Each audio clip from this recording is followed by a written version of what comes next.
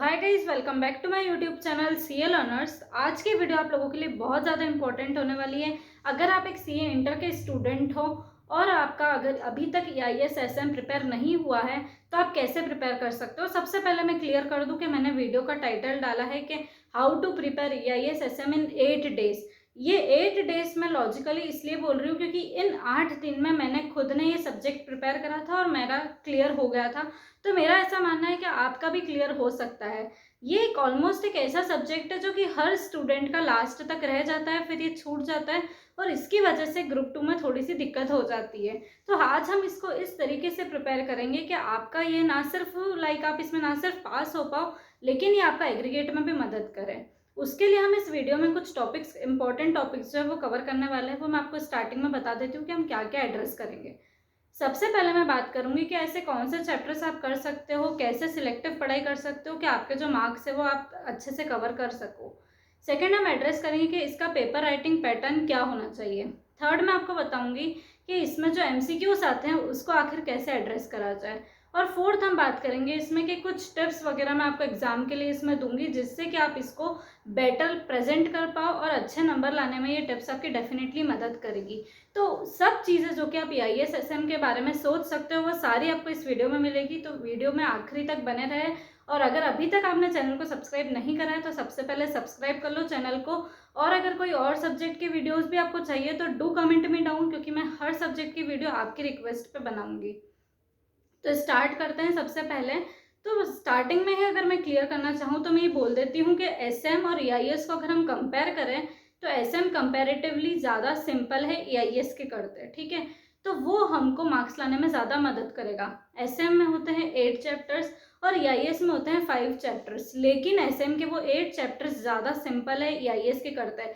तो अगर आपका एम है कि आपको पास होना है और अगर एग्जामिशन तक भी लाना है, सिर्फ यही आपका एम है, एयर वालों की मैं बात नहीं कर रही हूँ, अगर आपका एम है पास होना और एग्जामिशन लाना ज़्यादा से ज़्यादा, तो आप एसएम पर अपना जो है कमांड ज़्यादा अच्छे से बना लो। एसएम को इस तरीके से बना लो क्योंकि दोनों देखो 50-50 मार्क्स के आने वाले हैं।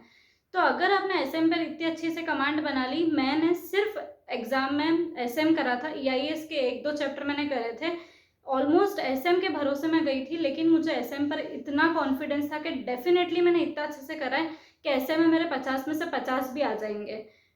तो आपका भी अगर उस लेवल का कॉन्फिडेंस बन जाएगा तो आप आसानी से 50 में से एटलीस्ट 40 नंबर एसएम में आसानी से ला सकते हो। मैं आपको बताऊंगी कि एग्जाम में क्वेश्चंस किस हिसाब से आएंगे आगे वीडियो में। तो आपका सबसे फर्स्ट क्या होना चाहिए एम, कि आप एसएम को अपनी कमांड पर रखो। सेकेंड, ईआईएस में 5 चैप्टर में से अगर आप 2 से 3 चैप्टर्स, मान लो 3 चैप्टर्स भी अगर आप कर लेते हो तो आपका यहाँ पर 70 to 80% कोर्स जो है आसानी से कवर हो जाएगा। और इसके बाद अगर आप इसी का रिवीजन करते रहोगे और वो 1-2 चैप्टर्स आपके रह जाएंगे तो कोई दिक्कत की बात नहीं, पर इन पे अच्छे से कमांड बना लेना। सेकेंड चीज़ हम ये सुनना चाहते हैं कि आखिर हम पढ़े कहाँ से। देखो, अगर कोई प्रैक्टिकल सब्जेक्ट तो होता तो मैं आपको बता देती, प्रेफर करती कि आप आईसीआई मॉड्यूल से पढ़ो। लेकिन अगर आप अभी किसी और फैकल्टी के लेक्चर देख रहे हो या फिर किसी के भी देख लिए हैं ऑलरेडी, तो उनके जो नोट्स वगैरह है आप चाहो तो उससे भी पढ़ सकते हो। मैं प्रेफर करूँगी कि किसी फैकल्टी की बुक से पढ़ना ज़्यादा अच्छा रहेगा, क्योंकि आईसीआई मॉड्यूल में कंटेंट बहुत ज़्यादा है। आप लोगों को अननेसेसरी मेहनत करनी पड़ेगी उसको छांटने में कि क्या रेलेवेंट है क्या रेलेवेंट नहीं है। तो अगर आप वो चीज़ नहीं करना चाहते हो, आपको डायरेक्ट मटेरियल चाहिए, तो उसके लिए आप क्या करो, किसी फैकल्टी की बुक ले लो। अगर मैं अपनी फैकल्टी की बात करूँ तो मैंने उसके ऊपर ऑलरेडी एक वीडियो बना ली कि मैंने किस फैकल्टी की बुक्स वगैरह ली थी, किसको रेफ़र करा था, वो मैं डिस्क्रिप्शन में दे दूँगी, आप चाहो तो वो देख सकते हो। नेक्स्ट अगर हम बात करें तो इसमें मैंने बता दिया है कि आपको किसी फैकल्टी की बुक से पढ़ना है। अगर आप चाहते हो कि आईसीआई मॉड्यूल आपको सूटेबल लग रही तो आईसीआई मॉड्यूल तो है ही सही बेस्ट। थर्ड, हम अगर चीज़ देखें कि एग्जाम में क्वेश्चंस आखिर आते कहाँ से, अगर हम एसएम की बात करें तो मेरे अटेम्प्ट में एसएम के हम सोचते हैं कि बहुत ज़्यादा केस स्टडी टाइप्स क्वेश्चंस आने वाले हैं, तो नहीं, बहुत कम केस स्टडीज़ के क्वेश्चन रहते हैं। क्वेश्चन जो रहते हैं वो बिल्कुल डायरेक्ट रहते हैं, वो आपसे एडवांटेजेस पूछ सकते हैं, डिसएडवांटेजेस पूछ सकते हैं।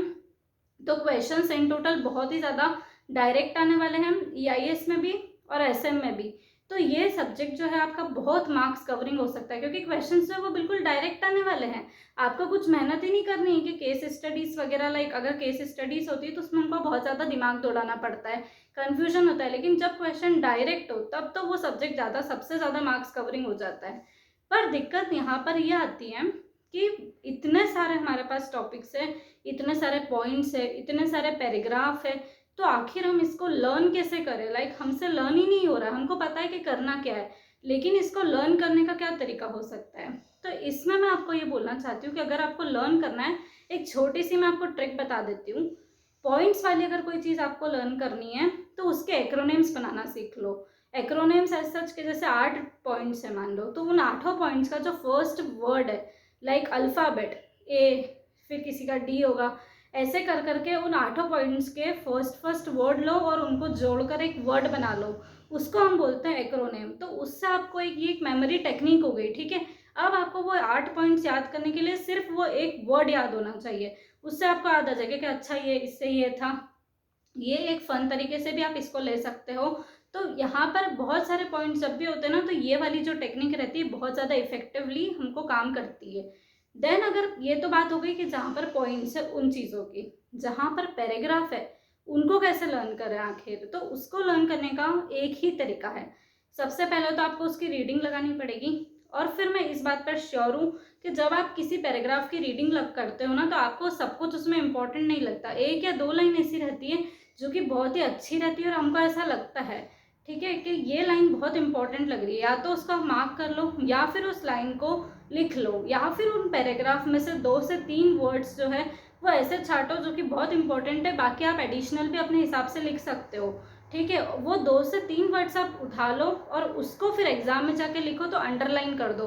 तो वो वर्ड्स जो है ना, बिल्कुल इंपॉर्टेंट वर्ड्स जैसे कि जो रहते हैं, वो अगर आपके मैच करेंगे तो एग्जामिनर भी आपसे खुश हो जाएगा और आपने अपने मन की भी कर ली, और बाकी के जो भी एक्स्ट्रा एडिशनल वर्ड्स है वो आप खुद से भी लिख सकते हो। तो बहुत सारे लोगों के ये भी डाउट आता है मुझे कि क्या हमको बिल्कुल बुकिश लैंग्वेज लिखनी पड़ेगी तभी हमको मार्क्स मिलेंगे, क्या हम अपने ओन लैंग्वेज में नहीं लिख सकते?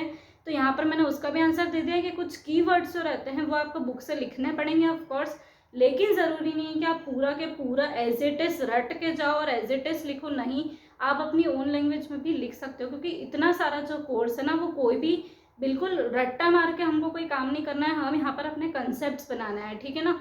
ये एग्जाम कोई रटने वाली नहीं है, तो आप अपनी ओन लैंग्वेज में आराम से लिख सकते हो। नेक्स्ट हम बात करते हैं कि हम एमसीक्यूज़ के लिए कैसे प्रिपेयर कर सकते हैं। तो एमसीक्यूज़ के लिए मैं बोलना चाहूँगी कि अगर आपको एमसीक्यूज़ के लिए लाइक आईसीआई मॉड्यूल तो है ही सही बेस्ट, लेकिन उसमें इतना ज़्यादा हमको प्रैक्टिस करने का नहीं मिलेगा। तो मैंने जिन फैकल्टीज़ की नोट्स ली थी ना, उन्होंने मुझे एक उन्होंने ऐसी बुक बनाई थी जिसमें आरटीपी एमटीपीस वगैरह सब कुछ उन्होंने मिलाकर एक बुक बनाई थी। तो अगर वो बुक कर लो तो वो तो सेल्फ सफिशिएंट। अगर हम वो नहीं कर पा रहे हैं तो आप ये भी कर सकते हो कि आईसीआई मॉड्यूल के जो पीछे के एमसीक्यूज़ है वो कर लो, तो 20 to 30% एमसीक्यूज़ तो सेम उसी में से आ जाएंगे, ठीक है। फिर और अगर आपको प्रैक्टिस करने के लिए चाहिए तो आरटीपी के, एमटीपी के एमसीक्यूज़ और पास्ट ईयर पेपर्स, इन तीनों के सिर्फ एमसीक्यूज़ कर लो, तो इसी में आपका जो एक बहुत बड़ा पोर्शन रहता है वो कवर हो जाएगा एमसीक्यूज़ का, और आपको मार्क्स में काफ़ी आसानी हो जाएगी इस चीज़ से। तो एमसीक्यूज़ के लिए मैंने आपको बता दिया कि आपको क्या करना है। नेक्स्ट पॉइंट कुछ एग्जाम रिलेटेड टिप्स की। तो बेसिकली आपको वहाँ पर 3 पेपर मिलने वाले हैं, एक हो गया एमसीक्यूज़ का, एक हो गया ईआईएस का और एक हो गया एसएम का। आप बहुत सारे लोगों के डाउट आते हैं कि क्या हम एमसीक्यूज़ पहले अटेंड कर सकते हैं, ये टोटली डिपेंड करता है आप लोगों के ऊपर। अगर आप एक बार एमसीक्यूज़ के पेपर से गो थ्रू कर लेना, वो स्टार्टिंग में ही आपको दे देंगे। अगर आपका उस पर कॉन्फिडेंस आ रहा है कि यस मुझे आता है बहुत कुछ इस पर, तो आप पहले एमसीक्यूज़ अटेंड कर लेना, और फिर अगर आपने एसएम ज़्यादा अच्छे से करा है तो फिर आप एसएम को अपना टाइम दे देना।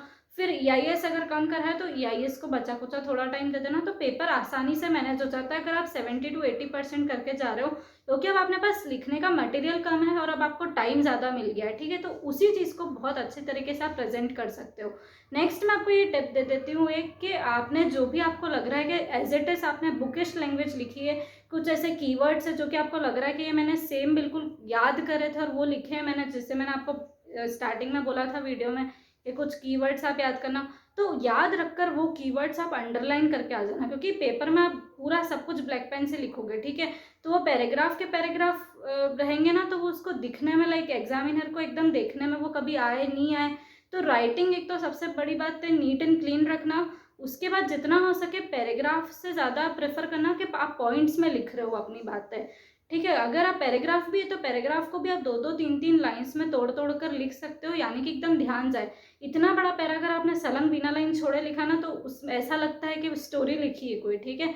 पॉइंट्स बनाकर लिखोगे तो एग्जामिनर को चेक करने में आसान। जैसे कि अगर 5 नंबर का कोई क्वेश्चन आ गया और अगर आपने 5 पॉइंट्स लिख दिए हैं तो वो डेफिनेटली उसको बहुत आसानी हो जाती है, मतलब चेक करने में। वो एकदम फटाफट से देखेगा कि ठीक है 5 पॉइंट से 5 नंबर का क्वेश्चन है, वो फटाक से आपको 5 नंबर दे देगा। वैसे ही ऐसे में कुछ पॉइंट्स रहते हैं और उसके अंदर का इलेबरेशन वाला रहता है। तो पॉइंट्स जो रहते हैं हम एज इट इज याद कर लेना आप लोग, और अंदर का जो डिस्क्रिप्शन वाला मटेरियल रहता है वो अपनी ओन लैंग्वेज में पूरा लिख देना। तो वो पॉइंट्स जो रहते हैं उसको अंडरलाइन कर लेना, इंपॉर्टेंट पॉइंट्स को। तो वो देखेगा कि एज इट इज ये पॉइंट्स है वो मैच हो जाएगा, अंदर का वो इतना देखने का कष्ट नहीं करेगा। थोड़ा बहुत आप ओन लैंग्वेज में अपना लिख सकते हो तो वो समझ लेना। अंदर का मटेरियल आपको एज इट इज लर्न करने की ज़रूरत बिल्कुल भी नहीं है, वो सिर्फ आप समझ सकते हो और अपने मन से ओन लैंग्वेज में आप वहाँ पर जाकर लिख देना। बस वो जो पॉइंट्स है, हेडिंग्स रहती है ना जिसको हम बोलते हैं, वो हेडिंग्स आप अच्छे से लर्न कर लेना तो आपका काम बिल्कुल आसानी से हो जाएगा। मेरे हिसाब से आपको जितने भी मैंने टिप्स दिए हैं, अगर आप उनको फॉलो कर कर अपना जो पेपर है वो वहाँ पर जाकर लिखोगे, वहाँ पर प्रेजेंट करोगे तो आपको काफ़ी अच्छे नंबर मिल जाएंगे। भले ही आप करके 80 नंबर तक का गए लेकिन फिर भी आप 60 नंबर से ऊपर स्कोर कर सकते हो। इतनी ज़्यादा प्रोबेबिलिटी आपके अच्छे नंबर लाने की रहेगी, लेकिन आपको ये सारे टिप्स जो है ये फॉलो करने होंगे। ठीक है, तो आज की वीडियो में बस इतना ही। वीडियो पसंद आई हो तो वीडियो को लाइक करना ना भूलें, चैनल को सब्सक्राइब करना ना भूलें।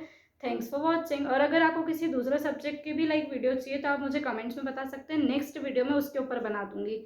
So thanks for watching.